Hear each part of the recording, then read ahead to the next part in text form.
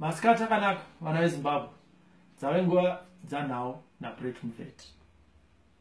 Nhasi tiri kutaura nezvemazita atinopa kune vaya vanonzi vari kutitonga. Mazita iwaya tinoaziva ende anoshandiswa kwese kubva kuparliament kusvika kukaunzuru kana even kuchechi, mumabusiness, even chikoro. Asi nhasi tiri kufamba nemazita atinowanza kushedza vatungamiri vari mumabato akasiyana siyana munyika. Rekutanga rinonzi comrade. Zita iri rakabva kumaRussian, rakashandiswa nevanhu vanga vari muCommunist Party ikoko. Nekubatsira kwavakataita kuti tiwane rusununguko, pane vamwe vedu vabva vatora zita iroro kwakushedza mamembers avo kuti comrade. Leader. Zita iri rakashandiswa neopposition, nekuti seopposition zvaisaita kuti vashandise zita rekuti comrade ranga ratorwa kudhara. Leader zvinoreva kuti munhu akangwarisa kupfuura vamwe, boss, captain kana kuti director. Honorable, iri ndiro rinofarirwa nevakawanda manje. Izwi iri rinoreva kuti square kana kuti fairness, chimemba, decency, kuenzaniso, justice, musimboti, principles. Ndo zvavari here vana honorable vatinoziva. Fidza nemudududu wake uyu. Chairman, Secretary General, Treasurer. Ndo mamwe mazita anoshandiswa kuratidza ukuru mumastructures anowanikwa mumapolitical parties ose zvavo atinowana munyika.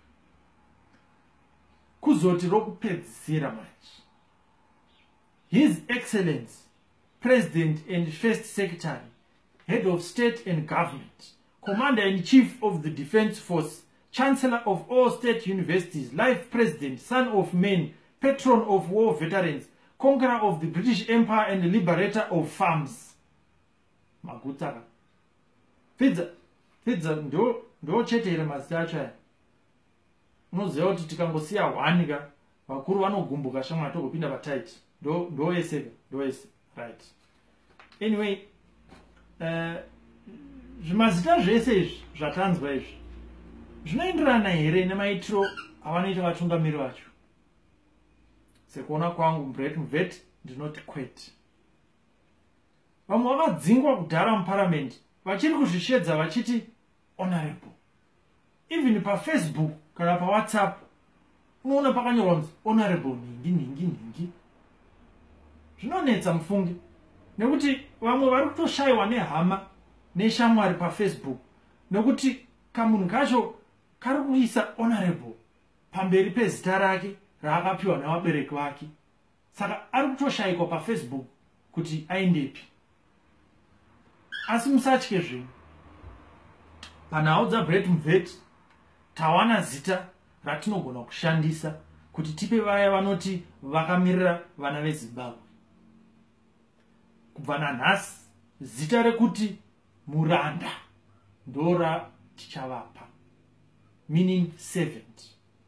Dictionary rinoti muranda, servant, munhu anoitira vamwe zvinhu, kubatsira, tirita, munhu anofungira vamwe asati afunga nezvake, munhu anotanga agadzirira zvido zvavamwe asati agadzira zvido zvake. MuZimbabwe dai vese zvavo kubva mupolitics kusvika kuchechi kusvika pakambani vainzi varanda vedu, dai nyika yakabudirira. Kana mapoliticians vari kuda kuita zvinhu vanofanirwa kutarisira zvinhu mbiri. Chokutanga inyika yeZimbabwe, chechipiri vanhu veZimbabwe. In other words, for Zimbabwe, for the people.